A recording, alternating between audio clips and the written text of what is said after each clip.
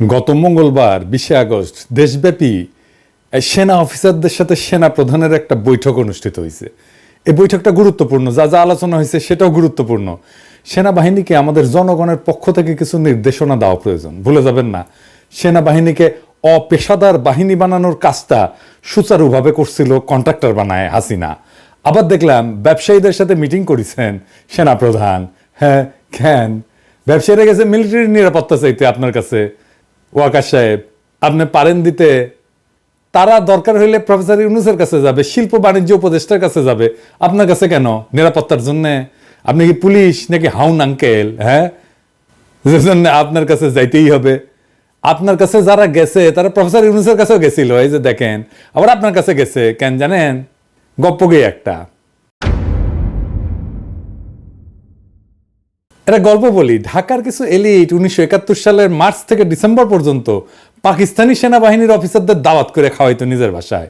তো পাওয়ার দেখলে কিছু লোক আছে পাওয়ারের চাটতে চায়, তাই পাকিস্তানি সেনা অফিসারদের চাটতো। আবার 16 ডিসেম্বর হইলো, সে একই লোকেরা ইন্ডিয়ান আর্মির অফিসারদের ডেকে ডেকে দাওয়াত খাওয়াইতো, মানে পাওয়ারের আর কি, বুঝছাও?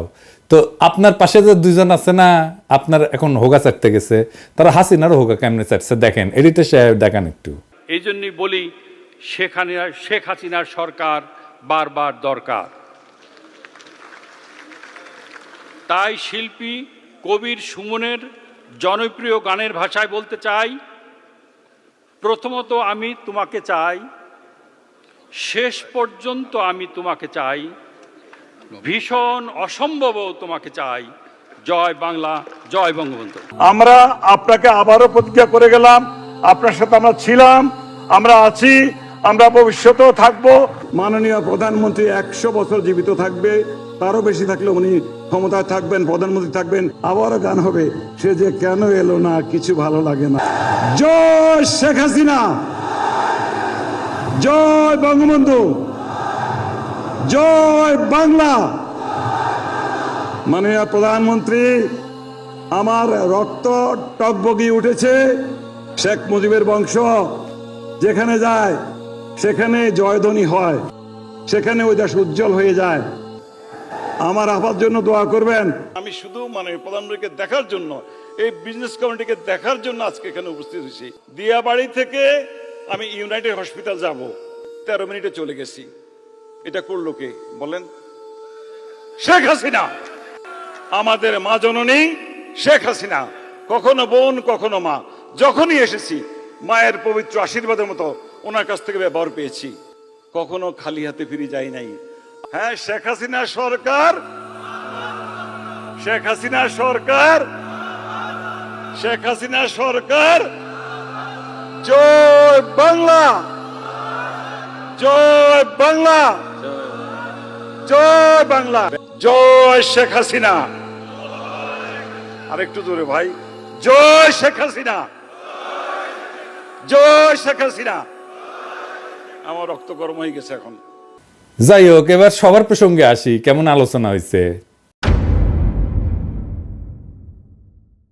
এই সবাই কর্মকর্তারা যথেষ্ট উত্তেজিত ছিলেন, যা বোঝা গেছে আর কি। আর অতীতের অন্যান্য সবাই খুব কম অফিসার প্রশ্ন করতেন, কিন্তু 20 আগস্টের সবাই অনেককে প্রশ্ন করার জন্য হাত তুলতে দেখা গেছে।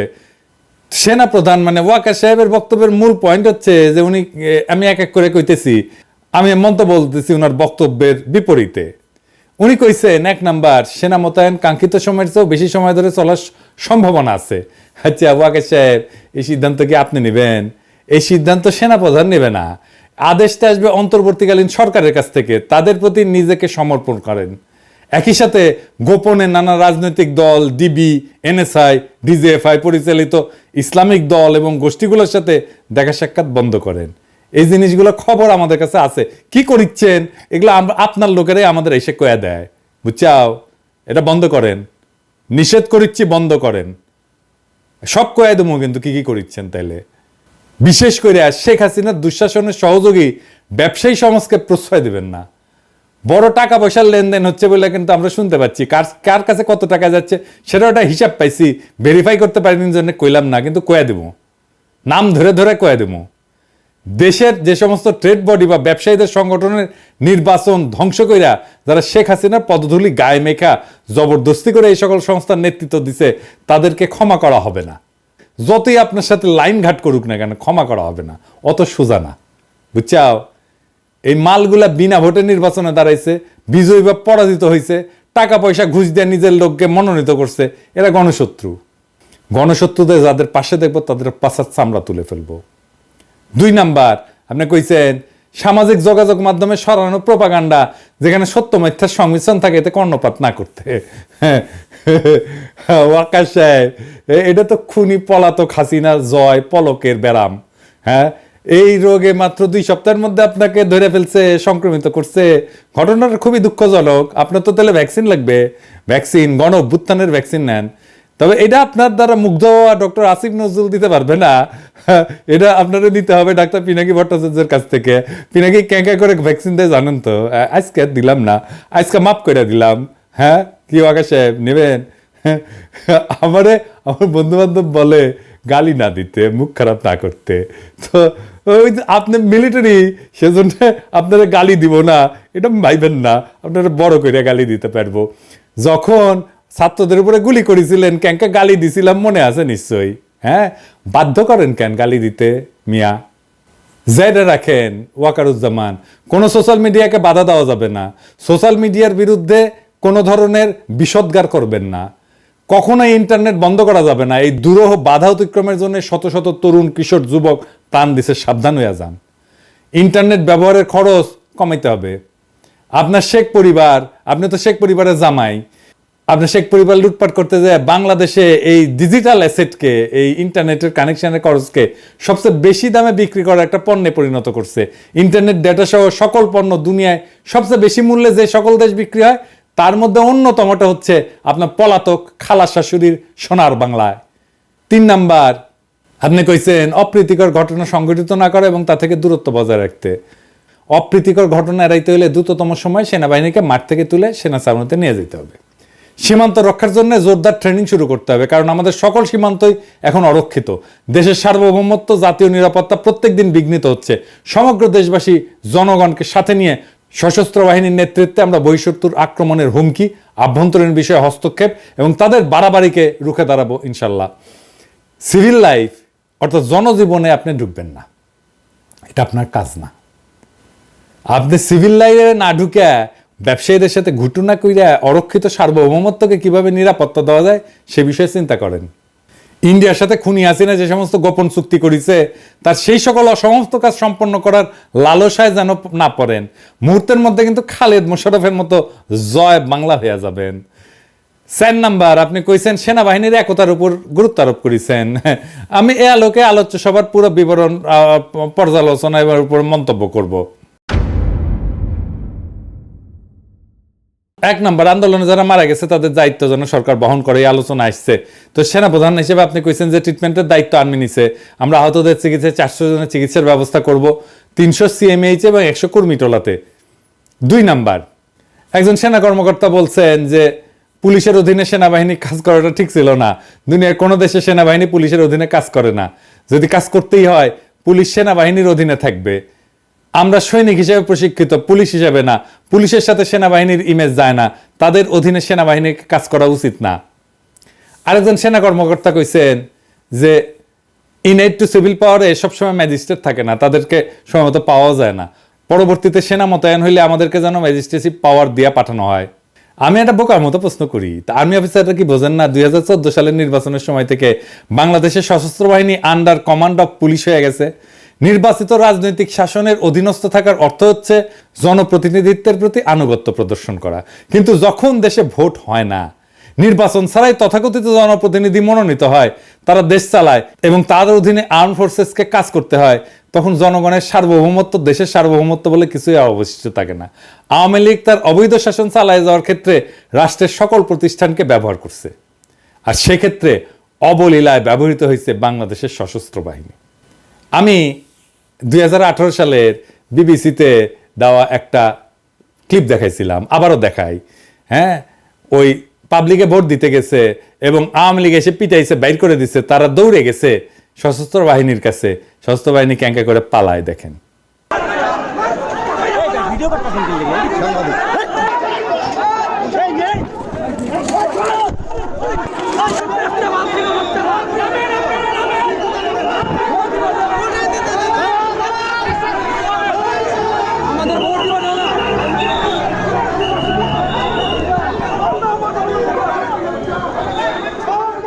এই পুরো আয়োজনে বাংলাদেশের পুলিশের ভূমিকা ছিল শেখ মুজিব শাসনামলে রক্ষী বাহিনীর মতো নেতৃত্বের আসনে, ওরাই ছিল সুপ্রিম ফোর্স।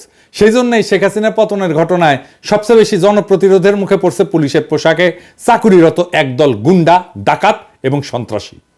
বেনজিরের মতো কয়েক শত কোটি টাকার মালিক হয়েছে এমন পুলিশ অফিসারের সংখ্যা 500-র বেশি। এর মধ্যে প্রাক্তন আইজি থেকে শুরু করে ওসি পদের লোকেরাও আছে। আজিজের মতো কুখ্যাত জঘন্য সেনাবাহিনী প্রধান থেকে শুরু কইরা ইঞ্জিনিয়ারিং কোর, বিভিন্ন প্রজেক্ট পরিচালনাকারী কর্মকর্তা, ডিজিএফআই, র্যাব সহ ডাকাতি করা যায় এমন পদগুলোতে বসে কাজ করা যায় প্রায় 60 থেকে 65 জন জেনারেল 100 কোটি টাকা এবং সহায় সম্পদের মালিক হয়েছে। এই 60 থেকে 65 জন জেনারেলের তালিকা আমরা তৈরি করতেছি, আমরা এটা প্রকাশ করে দেব। পুলিশের সাথে প্রতিযোগিতা করে আর্মি অফিসাররা 2009 সাল থেকে র্যাব, বিজিবি, আনসার, ডিজিএফআইতে বসে গুম, খুন, ক্রসফায়ার সবই করেছে আর টাকা কামাইছে। এই প্রক্রিয়ায় জন্ম হয়েছে আজিজের মতো একজন নিকৃষ্ট সেনা প্রধানের এবং কয়েক ডজন ক্রিমিনাল জেনারেলের, যার মধ্যে একজন জিয়া। সেনা প্রধানকে এদের বিরুদ্ধে কোনো ব্যবস্থা নেবেন? তিনি কি র্যাব ভেঙে দিবেন? ডিজিএফআই নিষিদ্ধ করতে পারবেন? তা যদি না করেন তাহলে বুঝতে এবং প্রস্তুতি নিতে হবে বাংলাদেশে মানবতা বিরোধী যে সমস্ত কর্মকাণ্ড শেখ হাসিনার দুঃশাসনে চলছে সেগুলোর ওয়াকারুজ্জামানের সমর্থনে এবং পরবর্তীকালে তার নেতৃত্ব অব্যাহত থাকবে। এরপর একজন সেনা কর্মকর্তা গোপালগঞ্জে 10 বেঙ্গল রেজিমেন্টের সেনা সদস্যের উপর হামলার বিষয়টি উত্থাপন করেন। জবাবে সেনাপ্রধান ঘটনার জন্য দুঃখ প্রকাশ করে বলেন যে জড়িত ব্যক্তিদের আইনের আওতায় আনা হবে। মিরপুর ডিএইচএসে হামলার ঘটনা উল্লেখ করে একজন সেনা কর্মকর্তা ক্ষোভ প্রকাশ করে বলেন যে রেসিডেন্সিয়াল এরিয়া বাড়ি বাড়ি ঢুকে হামলা করা হয়েছে, সেটা নিয়ে আমরা দুঃখ পেয়েছিলাম, কেন এটা হইল? সেনাপ্রধান বলছেন যে এমআইএসটি এবং বিইউপির স্টুডেন্টদের হল ছেড়ে দেওয়ার আদেশ দেওয়া হয়েছিল। কিছু স্টুডেন্ট ডিএইচএস এর ভিতরে বাসা ভাড়া নিয়েছিল নিরাপত্তার জন্য, পরের দিন বাইরের কোনো এলিমেন্ট যেন ঢুকতে না পারে, এই জন্য ডিএইচএস সিকিউর করা হয়েছিল। কিন্তু সে রাতে এমআইএসটি এবং বিইউপি স্টুডেন্টরা পাল্টা ধাওয়া করছিল, এদের খোঁজার জন্য সেখানে সেদিন অভিযান হয়। এরপর একজন সেনা কর্মকর্তা বলছেন জনপ্রশাসন, পুলিশ বিভাগ এবং বিচার বিভাগের উচ্চ পদে আসীন অনেক অফিসার পালায় গেছেন, এখন পালানোর জন্য অনেক রেডি এবং তৈরি। এই সুযোগে অনেকে প্রমোশন নিয়ে উচ্চ এবং ভালো পদে বসার সুযোগ নিচ্ছেন। মানুষ কিভাবে মরছে তা সবাই দেখছে। এরপর একজন সেনা কর্মকর্তা বলেন যে ক্যান্টনমেন্টে বিগত কয়েক বছরে যে পরিমাণে রাজনৈতিক কার্যক্রম হয়েছে সেনাবাহিনীতে অতীতে এমনটি দেখা যায়নি। সেনাবাহিনীতে রাজনীতি কোনোভাবেই কাম্য না। সেনানিবাসে ভিডিও, ব্যানার, পোস্টার সহ নানান রাজনৈতিক কার্যক্রম সম্পূর্ণভাবে বন্ধ করা উচিত। সেনাপ্রধান হিসেবে বন্ধ করাটা আপনার দায়িত্ব। তো সেনাপ্রধান এই পয়েন্টটা গ্রহণ করে বলছেন যে অ্যাকসেপ্টেড। এই গণ অভ্যুত্থানের পরেও ইন্ডিয়ার মনোনীত এবং তাদের পছন্দের জেনারেলরা যদি সেনাবাহিনীর নেতৃত্ব দেয় তাহলে শেখ মুজিব এবং শেখ হাসিনার ছবি, পোস্টার, ব্যানার সরে গেলেও প্রতিবেশীরা আমাদের সেনাবাহিনীকে নিষ্ক্রিয় এবং নিস্তেজ করার যে কর্মসূচি নিছে সেটা কিন্তু চলতেই থাকবে, ব্যানার ট্যানার যাই সরান না কেন। একজন সেনা কর্মকর্তা বলছেন যে জেনারেশন জি আমাদের অনেক কিছু শেখাচ্ছে, কিন্তু বাধাগুলো হচ্ছে দুর্নীতি। আর একজন সেনা কর্মকর্তা বলেন যে দুর্নীতিগ্রস্ত মিলিটারি পার্সনদের সেনানিবাসে ঢোকার অধিকার রেস্ট্রিক্ট করতে হবে। এখানে আমি কই কি, দুর্নীতি আবার দুই ধরনের, ব্যক্তিগত এবং প্রাতিষ্ঠানিক। ইন্ডিভিজুয়াল বা ব্যক্তি নির্ভর দুর্নীতি বন্ধের জন্য মোটিভেশন দরকার, কিন্তু প্রাতিষ্ঠানিক বা ইনস্টিটিউশনাল দুর্নীতি বন্ধের জন্য আপনার হস্তক্ষেপ দরকার। যেমন ইঞ্জিনিয়ারিং কোড এবং প্রজেক্টের নামে যে দুর্নীতি হয় সেগুলোর প্রতি খেয়াল রাখতে হবে। সশস্ত্র বাহিনীর শৃঙ্খলা আইনে দুর্নীতি রোধের ব্যবস্থা আছে। জন আকাঙ্ক্ষা অনুযায়ী সেনাবাহিনীর ভেতরকার দুর্নীতি চিহ্নিত করার জন্য আপনারা কি একটা কমিশন করতে পারবেন? একদল সৎ, যোগ্য, দক্ষতা সম্পন্ন অবসরপ্রাপ্ত অফিসার দিয়ে এই কাজটা শুরু করতে পারেন। সেই তদন্তে যারা অপরাধী হিসেবে চিহ্নিত হবে তাদেরকে কোর্ট মার্শাল করেন এবং দায়ীদেরকে সেনানিবাসে ঢোকা এবং অবসরে যে সকল সুযোগ সুবিধা পাওয়া যায় সেগুলো থেকে রেস্ট্রিক্ট করেন। তা করার মুরত কি আর্মির আছে? একজন অফিসার বলেন যে পিলখানা তদন্তের কাগজ এবং অনেক আলামত সরায় ফেলা হয়েছে, এটা পুনঃ তদন্ত করা প্রয়োজন। পিলখানায় সেনা অফিসার হত্যার বিষয়টা উত্থাপন করে একজন অফিসার বলেন 25শে ফেব্রুয়ারিকে জাতীয় শোক দিবস ঘোষণার ব্যবস্থা করা উচিত, যেন এই জাতি সকল শহীদদের মনে রাখে। সেনাপ্রধান অ্যাডজুটেন্ট জেনারেলকে নোট নিতে বলছেন। আরেকজন অফিসার বলেন পিলখানা নিয়ে কমেন্ট করার জন্য অনেকের প্রমোশন আটকে আছে, বিডিআর বিদ্রোহের পর চাকরি হারানো কর্মকর্তাদের ক্ষতিপূরণ দেওয়া উচিত। সেনাপ্রধান বলছেন এটা বিবেচনা করা হবে, আমরা এটা খেয়াল রাখবো কেমন বিবেচনা করেন। সামরিক বাহিনীর অফিসারদের নিশানা করে খুন করতে বিডিআর এ সংগঠিত হত্যাকাণ্ড যে একটা বিদেশি ষড়যন্ত্র ছিল তা বাংলাদেশের সংখ্যাগরিষ্ঠ মানুষ বিশ্বাস করে। সেই জন্য এর একটা স্বচ্ছ তদন্ত করে বিশ্বাসযোগ্য বিবরণ বা আখ্যান বা ন্যারেটিভ দেশবাসীর সামনে তুলে ধরা প্রয়োজন। এই ঘৃণিত বিদেশি শক্তির সাথে এদেশের রাজনীতি, সামরিক বাহিনী, জনপ্রশাসন, পুলিশ, সাংবাদিক, বিভিন্ন পেশার মানুষদের যে অশুভ দেশবিরোধী আতাত বা সংযোগ ছিল এবং আছে তা উন্মোচিত করতে হবে। পক্ষপাতহীন, স্বচ্ছ, সঠিক বিচারের আয়োজন করে অপরাধীগুলোকে শাস্তি দিতে হবে। এছাড়া বাংলাদেশের স্বাধীনতা সার্বভৌমত্বের মধ্যে যে ভঙ্গুরতা, দুর্বলতা এবং ভীতি দেখা দিছে তার অবসান ঘটবে না। একজন অফিসার মেজর সিনহার বিচার কাজ দ্রুতগতিতে সম্পন্ন করতে বলছেন। সেনাপ্রধান অ্যাডজুটেন্ট জেনারেলকে নোট নিতে বলছেন। 2009 সালে শেখ হাসিনা সরকার গঠনের পরে পুলিশের বিভিন্ন পর্যায়ে মুক্তিযোদ্ধা কোটায় যাদেরকে নিয়োগ দিছে তাদের সকলের আসল পরিচয় এবং সত্যতা পুঙ্খানুপুঙ্খভাবে নিরূপণ করতে হবে। সংখ্যালঘু সম্প্রদায়ের এত বেশি সংখ্যক লোক কিভাবে ঢুকলো সেটাও তদন্ত করে বের করতে হবে। আরও দেখতে হবে নিজ জেলার পরিচয় গোপন করে ভিন্ন ভিন্ন জেলার নাগরিকত্ব দেখায় কত সংখ্যক বাটপার এবং দস্যু পুলিশে ঢুকছে। এমন সকল লোককে পুলিশ বাহিনী থেকে ঝাঁটায় বিদায় করে আইন শৃঙ্খলা রক্ষাকারী এই বাহিনীর পুরা খোল নলচা বদলে ফেলতে হবে। প্রমোশন বোর্ড নিয়ে প্রশ্ন তুলে বেশ কয়েকজন কর্মকর্তা বলেন, একজন অফিসার বলেন যে নোটশিটে প্রমোশন পেয়েছে অনেকে, সেনাপ্রধানকে এই ব্যাপারটির প্রতি দৃষ্টি দিতে হবে। সেনাপ্রধান বলেন যে অন্য সেনাপ্রধানরা অতীতে এমনটা করছেন, এটা নিয়ে কোনো কথা বলতে চাই না, সাবেক সেনাপ্রধানকে এই ব্যাপারে পরামর্শ দিয়েছিলাম। একজন বলেন যে ব্রিগেডিয়ার জেনারেল থেকে মেজর জেনারেল পদোন্নতি সেনাপ্রধানের নেতৃত্বে বোর্ডে হতে হবে। বর্তমানে রাজনৈতিক সরকার এটা দেখে, সেই জন্য জেনারেল কর্তৃক সরকার প্রধানকে কদমবুসি করার মতো ঘটনা দেখতে হয়। আর্মি চিফ এই পর্যায়ে হেসে দেন এবং বলেন আই এম এনজয়িং। আরো বলেন আবহাওয়া গরম হয়ে যাচ্ছে, তিনি সবাইকে উত্তেজিত না হয়ে ঠান্ডা হইতে বলেন। একজন অফিসার জিজ্ঞেস করেন যে প্রমোশনের ক্ষেত্রে কেমন রিফর্ম হবে। সেনাপ্রধান বলেন প্রফেশনালিজমই হবে প্রমোশনের অন্যতম ক্রাইটেরিয়া। এইবার সেনাপ্রধান বলেন দেখি প্রফেশনালিজমের কোন গুণ মান বিবেচনায় মেজর জেনারেল SM কামরুল হাসানকে এই যে BA 3650 লেফটেন্যান্ট জেনারেল পদে পদোন্নতি দিয়া PSO AFD পদে বসানো হইল। Lieutenant general SM Kamrul Hasan যে একটা ইন্ডিয়ান এজেন্ট, ও যে একটা প্রভুপাদ, এটা তো সেনাবাহিনীর সৈনিকরাও জানে। হ্যাঁ, সে যে দলবাজ, দুর্নীতিবাজ এবং অসৎ। প্রধান উপদেষ্টা ডক্টর মোহাম্মদ ইউনূসকে সশস্ত্র বাহিনী, DJFI, NSI এমন আরো অনেক সংস্থা প্রতিষ্ঠান নিয়ে স্বাধীনভাবে কাজ করার পথে বাধা দেওয়ার জন্য ইন্ডিয়ার তদবিরে সেনাপ্রধান তাকে ওই গুরুত্বপূর্ণ পদে বসাইছে। বুঝছাও, সে ইন্ডিয়ানদের পক্ষ হইয়া অফিসারদের মধ্যে তাদের অনুচরগুলোকে এবং তাদের বিচারের মুখোমুখি হওয়া থেকে রক্ষা করবে এবং ক্ষতিগ্রস্ত হওয়ার সকল ঝুঁকি থেকে বাঁচাবে। এমন অঘটন ঘটন পটিয়সী ওয়াকারুজ্জামান সাহেব, এইবার আপনি বলেন দেখি এই দেশদ্রোহীকে প্রমোশন দেওয়ার পর এখন আপনি সেনাবাহিনীর তরুণ অফিসারদের সামনে মুখ দেখাবেন কি করে? বাংলাদেশের প্রত্যেকটা মানুষ জানে শেখ হাসিনার গত 15 বছরের ফ্যাসিস্ট দুঃশাসনের মূল পৃষ্ঠপোষক ছিল ইন্ডিয়া। আরও জানে শেখ পরিবারের প্রত্যেকটা লোক ইন্ডিয়ার প্রতি অনুগত, বাংলাদেশের স্বার্থে নয়। মিস্টার ওয়াকারুজ্জামানের পরিবারের 100% সদস্যই ইন্ডিয়ার স্বার্থে নিবেদিত। আজ আপনাদের সকলকে বুঝতে হবে খুনি হাসিনা আশ্রয় পাইছে ইন্ডিয়াতে। অন্য কোনো গণতান্ত্রিক সভ্য দেশ এই ফ্যাসিস্ট দুর্নীতিবাজ গণহত্যাকারিণীকে জায়গা দেয়নি। কিন্তু একজন অফিসার বঙ্গানুবাদ সহ সূরা আসর তেলাওয়াত করছিলেন। তিনি বলছেন যে চিফ, এই অবস্থা থেকে দেশ বাঁচানোর জন্য আমি আপনার নেক হায়াত দানের দোয়া করছি। একজন সেনা কর্মকর্তা বলছেন যে আমাদের মোনাজাত রাজনীতি কেন্দ্রিক হয়ে যাচ্ছিল, কিন্তু মোনাজাত যেন স্ক্রিপ্টাইজ না হয়, হৃদয় থেকে আসতে হবে, এটাকে রাজনীতি মুক্ত রাখতে হবে। সেনা প্রধান বলছেন ভাই জীবনে দেখি নাই হুজুরকে কেউ গলা চাইপা মোনাজাত করাচ্ছে, তারপরে তুমি বলছো একজন জেনারেল নোট করেন জেনারেল ওয়াকারুজ্জামান এই যে সূরা আসর যে পড়ে শুনেছে এর মর্মবাণী বুঝিছেন? হ্যাঁ, সূরা আসরের প্রথম 2 আয়াতে সময়ের শপথ নেওয়া হয়েছে এবং বলা হয়েছে মানুষ তো আসলেই ক্ষতিগ্রস্ত। এটা আসলে সময়ের শিক্ষা এবং বাস্তবতাকে স্মরণ করায়। বিভিন্ন জামানায় যেসব লোক ঈমান এবং সৎ কাজ থেকে বিরত ছিল তারা ক্ষতির শিকার হয়েছিল, অর্থাৎ তাদের প্রতি আল্লাহর গজব বা আসমানি শাস্তি নাজিল হয়েছিল। প্রত্যেকটি জামানাই এরকম। প্রথম 2 আয়াত সতর্কতামূলক। তৃতীয় আয়াতে ঈমান, সৎ কাজ, পারস্পরিক সত্যের উপদেশ দান, ধৈর্যের কথা বলা হয়েছে। যারা ঈমানদার এবং শুধু নিজেই পালন করে তাই না, নিজ প্রভাব বলয়ের মধ্যে অন্যকে সত্য দিন এবং ধৈর্য ধারণের উপদেশ দেয়। আল্লাহকে ভয় করে সব ধরনের পাপ থেকে বিরত থাকে। সূরা আসর পড়লে বুঝবেন যে এদেশবাসী, জনগণ, মানুষ আজ ভীষণভাবে ক্ষতিগ্রস্ত। বাংলাদেশ লুট হয়ে গেছে। আপনার শ্বশুর বাড়ির শেখ পরিবার দেশটাকে দেউলিয়া করে লক্ষ কোটি টাকা বিদেশে নিয়ে গেছে।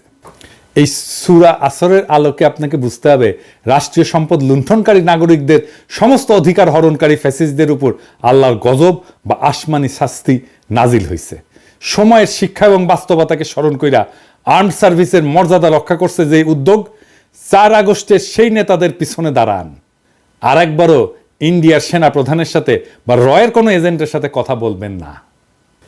ইমান, সৎ কাজ, পারস্পরিক সত্যের উপর সশস্ত্র বাহিনীকে ঐক্যবদ্ধ এবং পুনর্গঠিত করতে হলে 4 আগস্টের উদ্যোক্তাদের সাহায্য এবং সহযোগিতা লাগবে। আর আপনার দরকার হবে এই সমস্ত প্রবীণ শ্রদ্ধাভাজনদের কাছে ধৈর্য এবং শ্রদ্ধায় অবনত হওয়া, ইন্ডিয়ার প্রতি না। আল্লাহকে ভয় করে সব ধরনের গুনাহ থেকে বিরত থাকতে হইলে গত 15 বছর সশস্ত্র বাহিনীর ক্ষমতাকে যারা দলীয় স্বার্থে ব্যবহার করে গুম, খুন, লুটতরাজ করছে, সেই সমস্ত ক্রিমিনালকে বিচারের মুখোমুখি দাঁড় করাইতে হবে। তা না হইলে আল্লাহ যে আপনাকে ক্ষমা করবেন না, তা ভুলে গেলে কি চলবে? আমি এবার সৈনিক এবং তরুণ সেনা অফিসারদের কিছু বলতে চাই। আমার প্রিয় ভাইরা, আপনারা কি দুনিয়ার শ্রেষ্ঠ সেনাবাহিনীর একটা হইতে চান, নাকি মোটা আজিজের মতো ভুড়ি বাগায় প্রমোদে আমোদে মন ঢালিয়া দিতে চান? এখন কেউ কেউ কইতে পারেন দুনিয়ার শ্রেষ্ঠ সেনাবাহিনী কেমনে হবে? বাংলাদেশ একটা ছোট্ট দেশ, কোনো রিসোর্স নাই, টাকা পয়সাও নাই। আসেন কইয়া দিই। প্রথম হইতেছে ওই যে একটা বালের ফোর্সেস গোল আছে না, ওটা ফেলায় দেন। কি গোল নিতে হবে সেটা কইয়া দিতেছি। শ্রেষ্ঠ সৈনিক কারা হয়? তারাই হয় যারা নির্ভয় আর দুর্দান্ত সাহসী, যারা মরতে ভয় পায় না, তারই তো শ্রেষ্ঠ সৈনিক। দুনিয়াতে এমন যুবক আছে যারা বন্দুকের গুলির সামনে নির্ভয়ে দাঁড়াইতে পারে। 1 2 জন না, সবাই, সব তরুণ যুবকদের সবাই বাংলাদেশের আবু সাইদের মতো বন্দুকের গুলির সামনে দাঁড়াইতে পারে, নড়বে না, সরবে না, পালাবে না। পৃথিবীতে এরকম তারুণ্য নাই, এটা একমাত্র বাংলাদেশের আছে, দুনিয়ার অন্য কোনো দেশের নাই। 1 2 জন তরুণ থাকতে পারে, তো সব তরুণ এটা বাংলাদেশে। এই তরুণেরা সেই সেনাবাহিনীতে থাকলে তাদের দুনিয়ার কোনো সেনাবাহিনী পরাস্ত করতে পারবে না। বাংলাদেশের 18 থেকে 28 বছর বয়সী সব সক্ষম তরুণ তরুণীকে সামরিক প্রশিক্ষণ দিতে হবে। আমাদের 5 কোটি সুপ্রশিক্ষিত রিজার্ভ গণসেনা থাকবে, যে কোনো মুহূর্তে ডাক দিলে তারা ঝাঁপায় আসবে বাংলাদেশের স্বাধীনতা এবং সার্বভৌমত্ব রক্ষা করার জন্য। এই প্রশিক্ষণে তরুণেরা শুধু সুস্বাস্থ্যই পাবে না, তারা ডিসিপ্লিনড হবে। জাতি একটা ডিসিপ্লিন তারুণ্য পাবে। আমাদের শুধু 3 জায়গায় সামরিক শক্তি থাকলে চলবে না, জলে, স্থলে, অন্তরিক্ষে। আমাদের আরো 2 ডাইমেনশনে সামরিক সক্ষমতা থাকতে হবে। প্রথমে সাইবার ডোমেইন।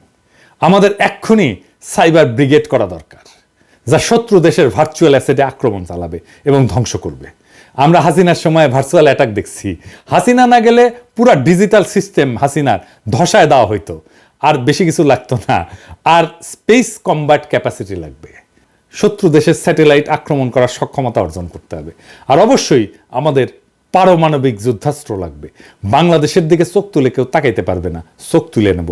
বাংলাদেশের স্বাধীনতা, সার্বভৌমত্ব আর আঞ্চলিক অখণ্ডতা রক্ষার জন্য আর কোনো পথ খোলা নাই। বাংলাদেশের পারমাণবিক যুদ্ধাস্ত্র নিয়ে আন্তর্জাতিক বিশ্ব কিছুই বলতে পারবে না। ভারত যখন আমাদের 9 উপনিবেশ বানাইছিল, ওরা আসছিল আমাদের বাঁচাইতে? আসে নাই।